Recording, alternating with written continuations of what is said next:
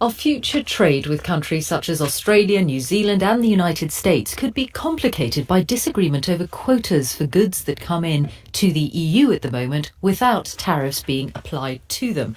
Our correspondent Ross Hawkins has been exploring the issue. Ross, explain first the system as it works. There are quotas for goods to which tariffs are not applied, and it's a question of how we divide up those quotas after Brexit. Yeah, that's exactly it. This is about tariffs. So goods that come into the EU from outside attract tariffs, import taxes that make them more expensive. But the EU has a deal so that in a certain amount of goods from certain countries around the world at reduced or zero tariffs. So to give an example, New Zealand can send into the EU 228,000 tonnes of lamb a year without having to pay those tariffs. And of course, a lot of that winds up in our shops. Now, after Brexit, there is good news here. The EU and the UK are fully agreed. They want to split those existing set tariffs between them. So in that example, the UK would take a certain percentage of that tariff-free lamb and the EU would take the rest.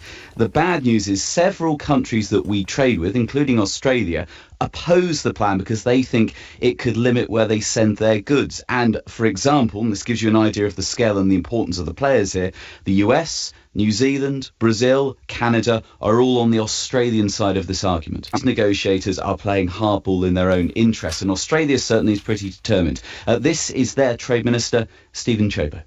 The point is that you have a choice about where you place your quota at the moment, and therefore, given you could put it into the UK or you could put it into continental Europe, why would we accept a proposition that would see a decline in the quota available because of the Brexit decision?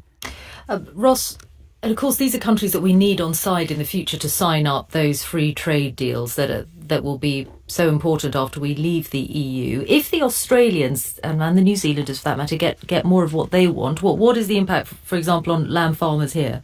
Well, there's a whole other take in this debate, of course. Some people in a debate like this will say, OK, well, why not just reduce those tariffs? Why not let in more overseas meat? What you'd actually have is food that's cheaper in the shops. Now, Conservative MPs and some farmers are pretty worried that if the government concedes on this and says, go on, we'll take more of your product at low or zero tariffs, then British farms could struggle to compete. I spoke to a Conservative MP, Neil Parish, who chairs the Environment Committee. He said if we did that, we hadn't done a deal with the EU, it could decimate the sheep industry at home. There's no question, of course, in any of this, and you could say, if you wanted a positive take for Liam Fox, it absolutely proves other nations want access to our market.